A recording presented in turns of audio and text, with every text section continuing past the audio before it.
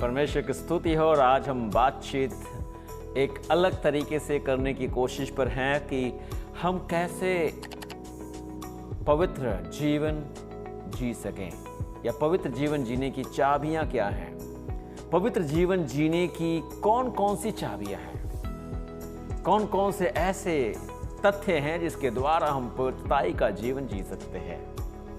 क्या आज के इस संसार में जहां हर तरफ निर्लज्जता है, गंदे चित्र हैं, अश्लील विज्ञापन हैं, अश्लील मादक पदार्थों के जो नशा पैदा करते हैं वे पाए जाते हैं, क्या ऐसे संसार में परिशुद्ध पवित्र जीवन जीना संभव है?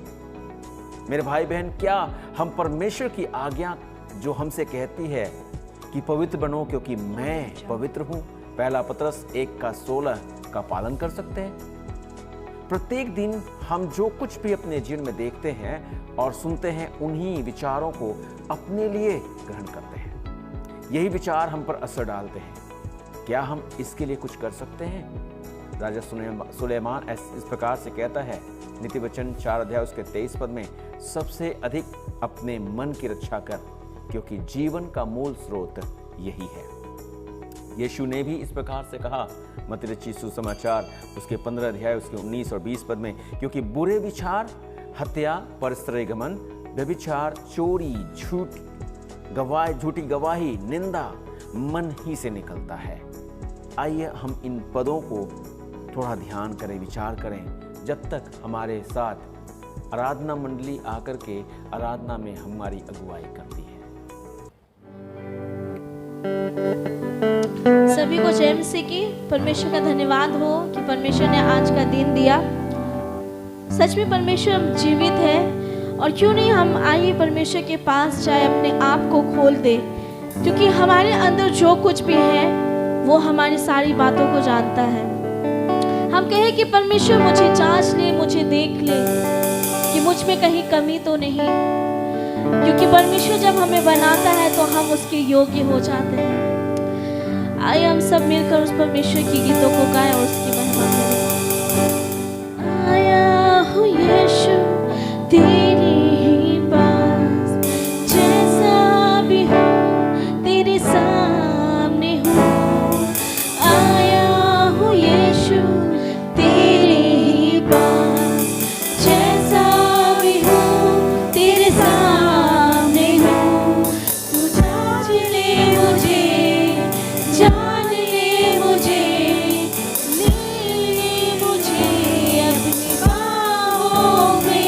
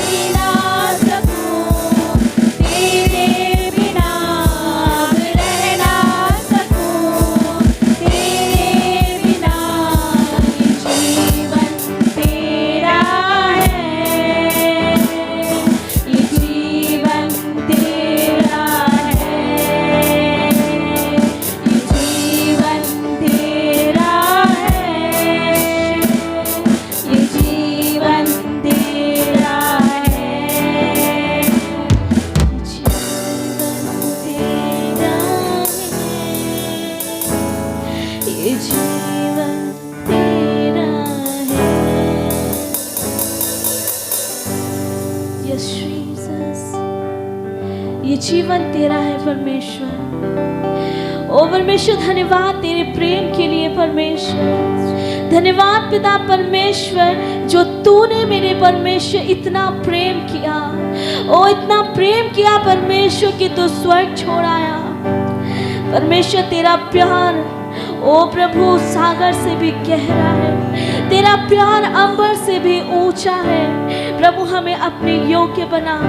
प्रभु आज इस दोपहर की घड़ी हम कहते हैं परमेश्वर कि प्रभु हम तेरे समान बनना चाहते हैं। ओ प्रभु, ये दुनिया के लोग हमें छोड़ देंगे, हमारा परिवार हमें छोड़ देगा, हमारा दोस्त हमें छोड़ देगा, पर तू कभी नहीं छोड़ता। ओ तू हर पल हर समय परमेश्वर, ओ तू हमारे साथ रहता है। ओ हम कहते हैं परमेश्वर कि हम तुझसे प्यार करते हैं। ओ तुझसे हम प्यार करते हैं परमेश्वर। और इस समय कहते हैं राजा कि हमें अपने जैसा बना दे।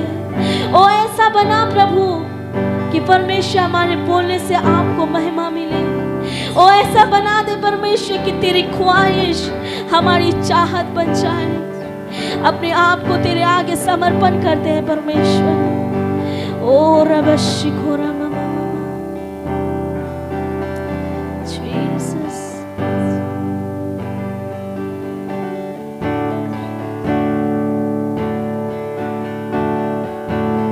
जीसस,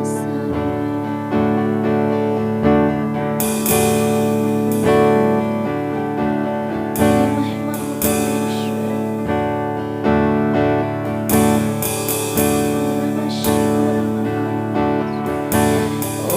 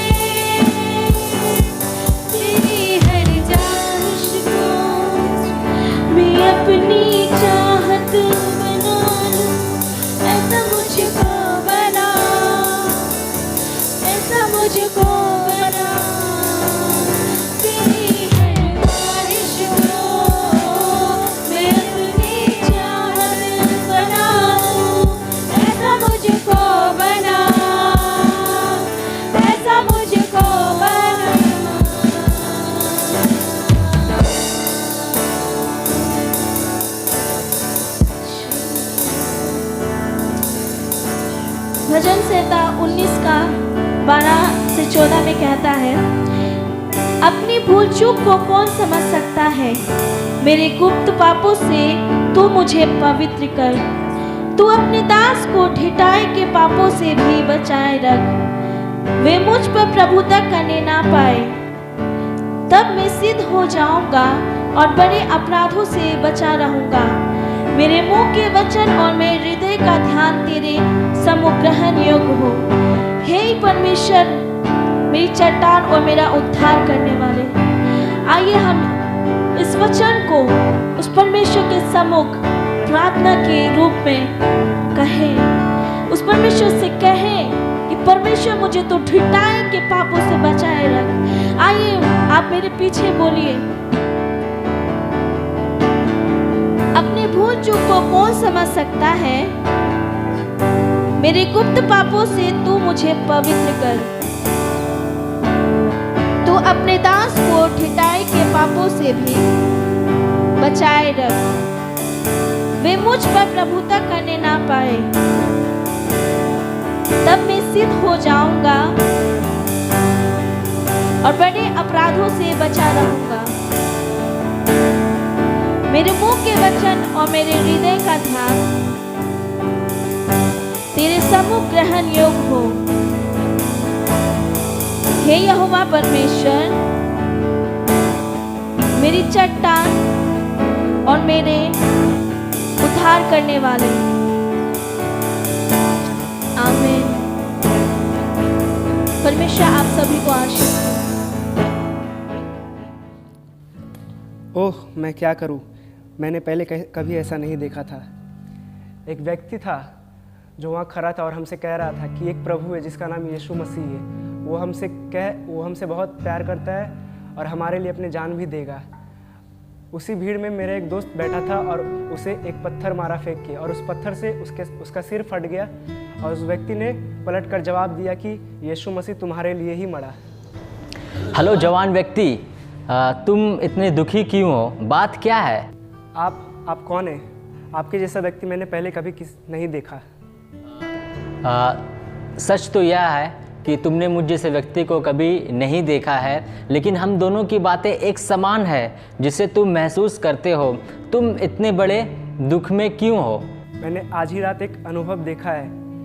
एक परमेश्वर है जो मुझसे बहुत प्यार करता है और मेरे लिए जान भी देगा। मैंने उस परमेश्वर को एक व्यक्ति के द्वारा देखा। और तुम इससे डर गए? हाँ, उसने तो मुझे भागने के लिए उकसाया, परंतु तुम्हें ये सब कैसे मालूम है? मेरा नाम यशायाह है। बहुत साल पहले जब राजा उज्जियाह मरा तो मैंने परमेश्वर का दर्शन देखा। मैंने दर्शन में देखा कि परमेश्वर सिंहासन पर बैठा हुआ है और उसका तेज पूरा भवन में भरा हुआ है। क्या आपने परमेश्वर को देखा? हाँ, मैंने भी एक दर्शन देखा और मैं भी तुम्हारी तरह डर गया था। और पूरा भवन सराफों से भरा हुआ था और वे उनके 6 पंख थे और 2 से वे अपने आँख को ढांपे हुए थे, 2 से अपने पैर को, और 2 से वे उड़ रहे थे। वे एक दूसरे से चिल्ला चिल्ला कर कह रहे थे कि सेनाओं का यहोवा पवित्र है, पवित्र है, पवित्र है। सारी पृथ्वी उसके तेज से भरपूर है।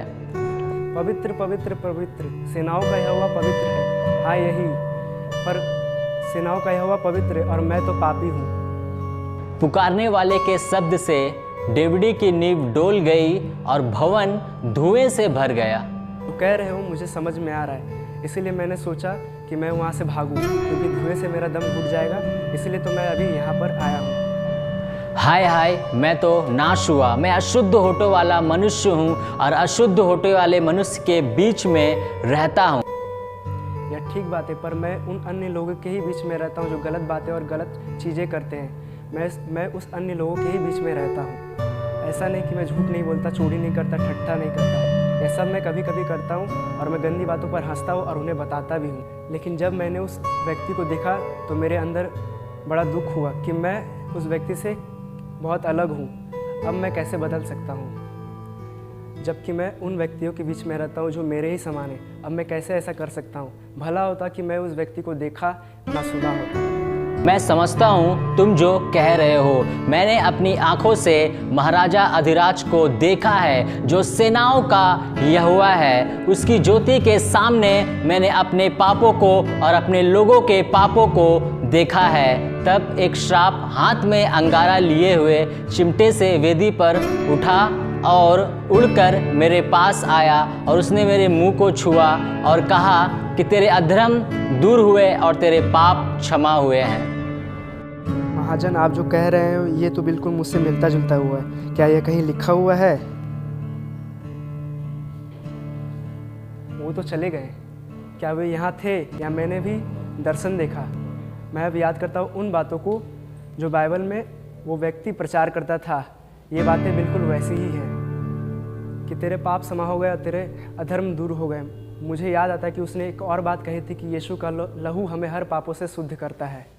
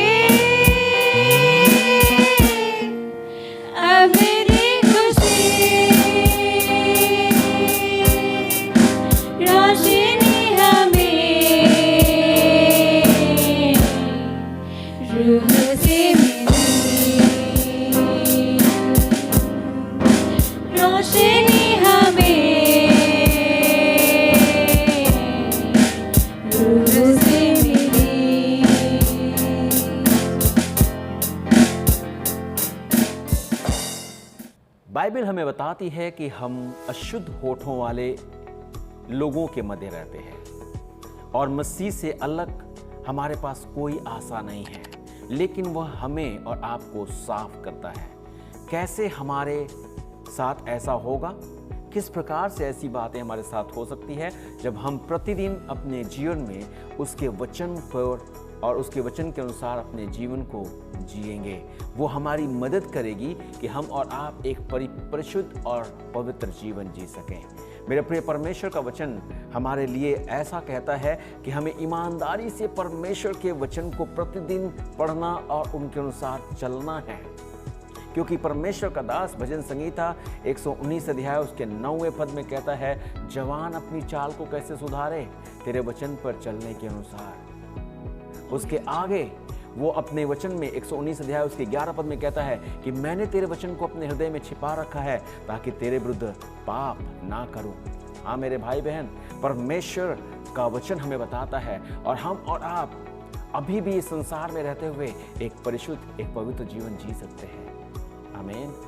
मरकुस की पुस्तक उसके 14 अध्याय उसके 38 पद को अगर हम पढ़ें, मरकुस की पुस्तक उसके 14 अध्याय उसके 38 पद को, तो परमेश्वर का वचन वहाँ पर हमसे यूँ कहता है 14 के 38 में, जागते और प्रार्थना करते रहो ताकि तुम परीक्षा में ना पड़ो, क्योंकि आत्मा तो तैयार है लेकिन शरीर दुर्बल है। परीक्षाओं पर जय प्राप्त करने के लिए हमें प्रार्थनाशील होने की आवश्यकता है। मेरे प्रिय भाई बहन, परीक्षाएं हमारे सामने आ सकती है, चिड़िया हमारे सर के ऊपर से उड़ सकती है, जब तक हम उसे घोंसला बनाने का अवसर ना दें।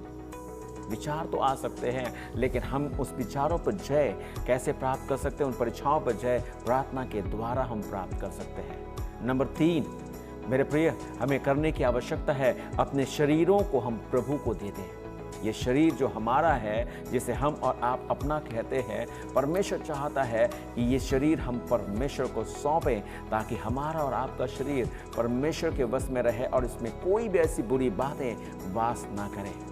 इसीलिए रोमियो की पुस्तक 12 अध्याय उसके 1 और 2 पद को अगर हम पढ़ते हैं तो परमेश्वर का वचन हमें बताता है, रोमियो के 12 अध्याय 1 और 2 पद में, कि हम इस संसार के सदृश ना बने। आमीन। इसलिए वो हमसे निवेदन करता है कि हे भाई और बहनों, अपने शरीर को जीवित, पवित्र, ग्रहण योग्य बलिदान करके परमेश्वर को चढ़ा दो। यही तुम्हारी आत्मिक सेवा है। और संसार के सदस्य ना बनो, परंतु तुम्हारे मन के नए हो जाने से तुम्हारी चाल चलन भी बदलती जाए। आमीन, हालेलुया। मेरे भाई बहन, आप सोचते होंगे इस संसार में बड़ा कठिन है एक पवित्रताई का जीवन जीना, लेकिन मैं आपको सही उपाय बता रहा हूँ। अभी तक अगर आप ऐसा कह रहे थे कि मेरे लिए बड़ा असंभव हो गया था, लेकिन आज जो आपको रास्ता बताया जा रहा है वो बड़ा सरल और सीधा है। आज हम और आप एक नए शुरुआत को कर सकते हैं, नई जिंदगी की शुरुआत कर सकते हैं। हाँ मेरे भाई बहन, परमेश्वर हमसे ये चाहता है कि हम और आप अपनी जिंदगी में और नए बनते चले जाएं। दूसरा कुरिन्थियों 5 अध्याय उसका 17वां पद कहता है, यदि कोई मसीह में है तो नई सृष्टि है, पुरानी बातें बीत गई, देखो सब कुछ नया हो गया है। हम और आप परमेश्वर के बनाई हुई सृष्टि हैं, और परमेश्वर चाहता है कि हम और आप पुरानी बातों में नहीं रहें, परंतु उससे निकल करके नए बनते चले जाएं, और हमारा नयापन इस संसार के लोगों के लिए एक अजूबा बन जाए। आमीन, हालेलुया। परमेश्वर की स्तुति हो। इसीलिए परमेश्वर का दास रोमियो की पुस्तक उसके 8 अध्याय उसके 5 पद में हमसे कहता है, 8 अध्याय उसके 5 पद में कहता है, क्योंकि शारीरिक व्यक्ति शरीर की बातों पर मन लगाते हैं, परंतु आध्यात्मिक आत्मा की बातों पर मन लगाते हैं। हम आत्मिक लोग हैं और हमें आत्मिक बातों पर मन लगाने की आवश्यकता है। उन शारीरिक बातों पर मन लगाने से हम शारीरिक बातों में फंस करके अपने आप को अशुद्ध कर सकते हैं, लेकिन जो आत्मिक लोग हैं वे आत्मिक बातों पर मन लगाते हैं। मैं कहूँगा आपसे, मैं एक बात जरूर आपसे कहूँगा कि उन्हीं चीज़ों का विचार करें जो शुद्ध हैं, जो पवित्र हैं। और इसीलिए फिलिपियों की पुस्तक 4 अध्याय उसके 8 पद में परमेश्वर का वचन कहता है, इसलिए हे भाइयों, जो जो बातें सत्य हैं, जो जो बातें आदरणीय हैं, जो जो बातें उचित हैं, जो जो बातें पवित्र हैं, और जो जो बातें सुहावनी हैं, जो जो बातें मनभावनी हैं, और जो सभी बातें सद्गुण और प्रशंसा की बातें, उन्हीं पर क्या करो? ध्यान लगाया करो। विचार में और कुछ भी ना आए। हमें अगर जीवन ऐसा जीना है तो हमें और आपको अपने विचारों को परमेश्वर में शुद्ध रखने की आवश्यकता है, और उन्हीं विचारों को अपने अंदर लाने देना है जो शुद्ध है।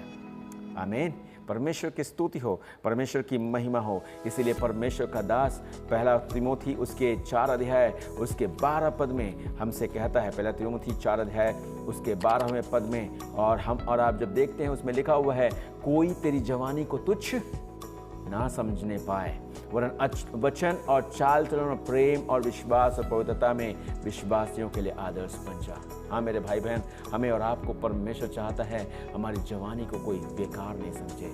मत कहे कि ये निकम्मा है, मत कहे कि ये बेकार है, मत कहे कि ये सुधर नहीं सकता, मत ऐसा लोग कोई नहीं कहने पाए कि ये कभी बदल नहीं सकता। अभी भी हम परिवर्तित हो सकते हैं। हमारा परमेश्वर हमसे चाहता है और वो हमारे लिए भलाई का बात सोचता है, और वो हमसे कहता है कि तुम्हारी जवानी को कोई बेकार ना समझे।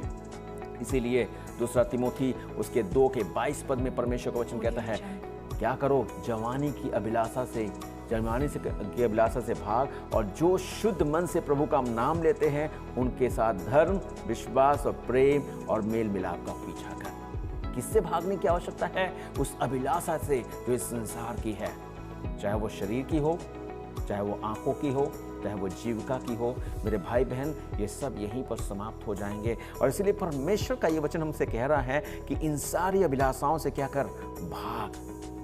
और क्या कर, एक काम कर। सबसे सरल बात, एक ही काम हमें करने की आवश्यकता है, और जो हमने थोड़ी देर पहले एक नाटिका में देखा, और अभी मैं चाहता हूं कि फिर से हम उसे पढ़ें। पहला यूहन्ना 1 अध्याय उसके 9 पद में परमेश्वर का वचन कहता है, यदि हम अपने पापों को मान लें। क्या कह रहा है परमेश्वर का वचन? यदि हम अपने पापों को मान लें। परमेश्वर से सच बोलने से मत चूकिए। मनुष्य से हम झूठ बोल सकते हैं, मनुष्य से हम छिपा सकते हैं, लेकिन परमेश्वर से छिपाना मुश्किल है। और मैं ऐसा नहीं कह रहा हूं कि परमेश्वर इसको छिपाने से हमसे क्रोधित हो रहा है, लेकिन अगर हम उसे मानते हैं तो वो हमें और आपको उससे निकलने में मदद करता है। और ये वचन कहता है, यदि हम अपने पापों को मान लें तो हमारे पापों को क्षमा करने और हमें सब अधर्म से शुद्ध करने में विश्वास योग्य और धर्मी है। परमेश्वर आपकी सहायता करे, मदद करे कि जब इन वचनों के अनुसार आप अपने आप को तैयार करते हैं, इन पर चलते हैं, आप भी पवित्रता के जीवन को जी सकें, और साथ साथ में वो पवित्रता की चाबियां आपके पास हों, ताकि आप कभी भी अशुद्धता के ओर ना फिर सकें। परमेश्वर आपके साथ हो।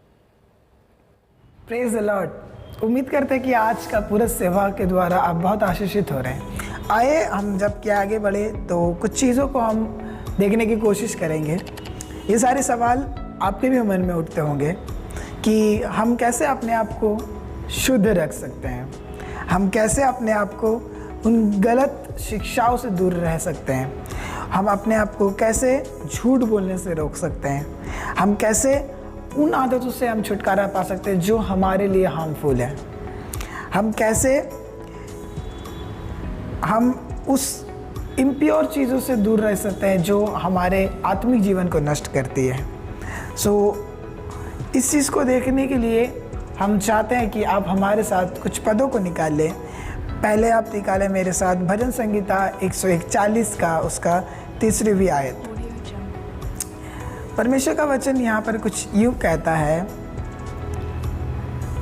यहोवा मेरे मुंह पर पहरा बैठा, मेरे होठों के द्वार की रखवाली कर। सिर्फ परमेश्वर ही है जो ऐसा कर सकता है। आए हम कुछ और पदों को देखें। नीति वचन 1:10।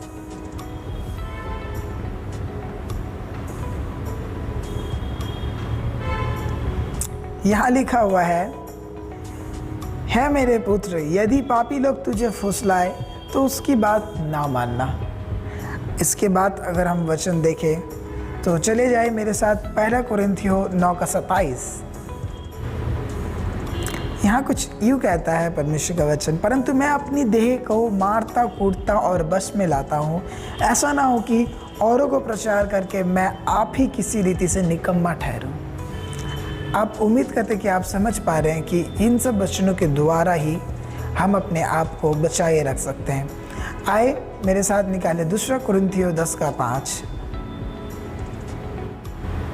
यहाँ की यूँ कहता है, हम कल्पनाओं को और हर एक ऊंची बात को जो परमेश्वर की पहचान के विरोध में उठती है खंडन करते हैं, और हर एक भावना को कैद करके मसीह का आज्ञाकारी बना देते हैं।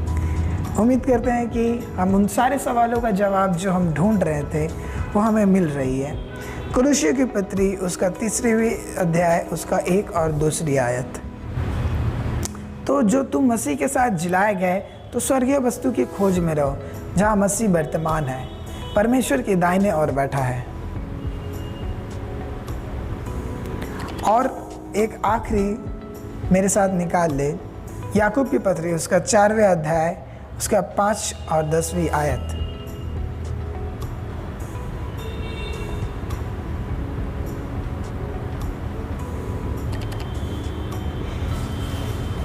मैं 5 से 10 आपके लिए पढ़ देना चाहता हूँ। क्या तुम ये समझते हो कि पवित्र शास्त्र व्यर्थ कहता है जिस आत्मा को उसने हमारे भीतर बसाया कि वो ऐसी लालसा करता है जिसका प्रतिफल डाह हो? वो तो और भी अनुग्रह देता है, और इस कारण यह लिखा है, परमेश्वर अभिमानियों से विरोध करता है पर नम्र लोगों पर अनुग्रह करता है। इसलिए परमेश्वर के अधीन हो जाओ और शैतान का सामना करो तो वो तुम्हारे सामने से भाग निकलेगा। परमेश्वर के निकट आओ तो वो भी तुम्हारे निकट आएगा। है पापियों, अपने हाथ शुद्ध करो, और है दूषित लोगों, हृदय को पवित्र करो। दुखी हो और शोक करो और रो, और तुम्हारी हंसी शोक में और तुम्हारा आनंद उदासी में बदल जाए। प्रभु के सामने नम्र बनो तो वो तुम्हें शिरोमणि बनाएगा। मेरे दोस्तों, मैंने इन सारी वचनों को इसलिए पढ़ा है ताकि ये सारी वचन हमें उन सारी बातों को याद दिलाता है, उन सारे सवालों का जवाब देता है। और जानते हैं, इन सारी बातों का जवाब अल्टीमेटली परमेश्वर ही है। सो मैं उम्मीद करता हूँ कि हम इन सारी बातों से आज़ाद हो सकते हैं उस परमेश्वर के द्वारा। प्रभु आपको आशीष दे। स्वर्गीय पिता, एक बार फिर हम विश्वास के साथ तेरे सामने आते हैं। हम जानते हैं जीते परमेश्वर कि तू ही हमारा परमेश्वर है। और खुदा बाप, तूने पिता परमेश्वर अपने चेलों के साथ पिता परमेश्वर इस प्रार्थना को किया था प्रभु। जब इस संसार में तू था और इस संसार को छोड़ने पर था प्रभु जी, तो तूने अपने चेलों के साथ ये प्रार्थना की और खुद के लिए प्रार्थना किया कि मेरे स्वामी, मैंने तेरी इच्छा को पूरी किया है, और जैसे तेरी महिमा मेरे साथ उस स्वर्ग में थी, अब फिर से वही होने पाए। उसके बाद मेरे स्वामी, तूने अपने चेलों के लिए और विश्वासियों के लिए प्रार्थना किया। मैं तुझसे प्रार्थना करता हूं इस समय जीते परमेश्वर खुद के लिए, अपने साथ के इन साथियों के लिए जीत परमेश्वर, इनके बाद जो इनके जीवन के चलते आपको पहचानेंगे उनके लिए जीते परमेश्वर के तू इन्हें महफूज रख। जीत परमेश्वर इन सारी बातों से जो इन्हें खुदाबाप तेरे मार्ग से, तेरे सत्य से, तेरे प्रेम से, तेरी बातों से अलग कर सकती हैं, इन्हें बचाए रख। ओ खुदाबाप मेरे पिता परमेश्वर, अपने लहू में इन्हें छिपा रख प्रभु जी, ताकि अपनी जिंदगी को तेरी महिमा के लिए जी पाएं। और जीते परमेश्वर, आने वाले दिनों में ये बात प्रकट हो कि तू ही हमारा एक ऐसा परमेश्वर है जो हमारे जीवनों की सुधि लेता है। और जीते परमेश्वर, ओ खुदाबाप मेरे पिता परमेश्वर, फिर से तू हमें मौका देता है कि हम जैसे भी हों, जब तेरे पास आते हैं तो तू हमें अपनी महिमा के लिए रख लेता है। धन्यवाद करते हैं स्वामी, आपकी प्रशंसा करते हैं, आपकी बड़ाई और इज्जत करते हैं, आपको धन्यवाद करते हैं जितने लोगों ने आज मेरे पिता परमेश्वर इस सभा में अपने आप को शरीक किया था, तेरी बातों को सुना, देखा और जाना है, और आज अपने जीवन को तेरे हाथ में सौंप रहे हैं प्रभु। जबकि ये संसार चारों तरफ से छलावे का भरा हुआ है प्रभु जी, प्रभु तो अपने लोगों की रक्षा कर, अपने लोगों के साथ हो प्रभु जी, और इनके पिता परमेश्वर के साथ होकर अपनी महिमा ले। यीशु के नाम से हम प्रार्थना मांगते हैं, आमीन।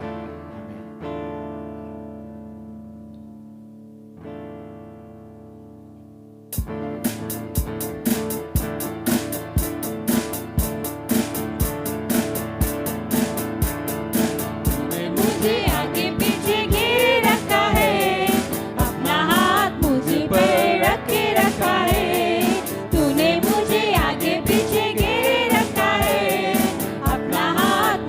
पे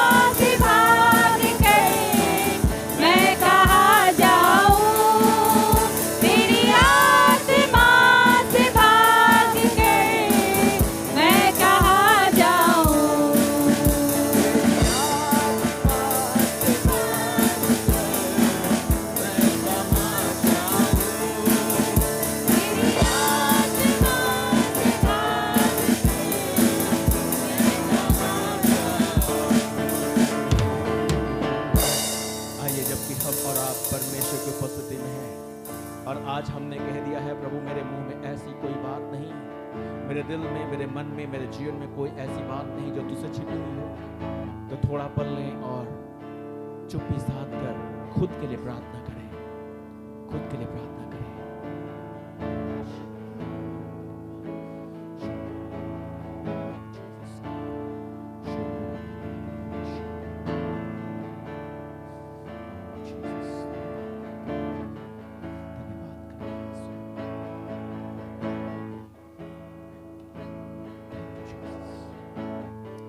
भजन संहिता उसके 19वें उसके 14वें पद को आइए हम प्रार्थना के रूप में दोहराएं।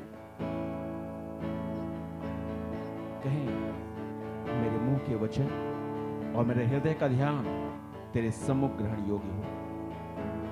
हे यहोवा परमेश्वर, मेरे चट्टान और मेरे उद्धार करने वाले, मेरे स्वामी धन्यवाद हो। हम आज यही प्रार्थना करते हैं और तू हमसे महिमा पाए। यीशु के पवित्र मीठे नाम से हम प्रार्थना मांगते हैं, आमीन, आमीन। परमेश्वर आप सभी के साथ हो और आप सभी को आशीष दे।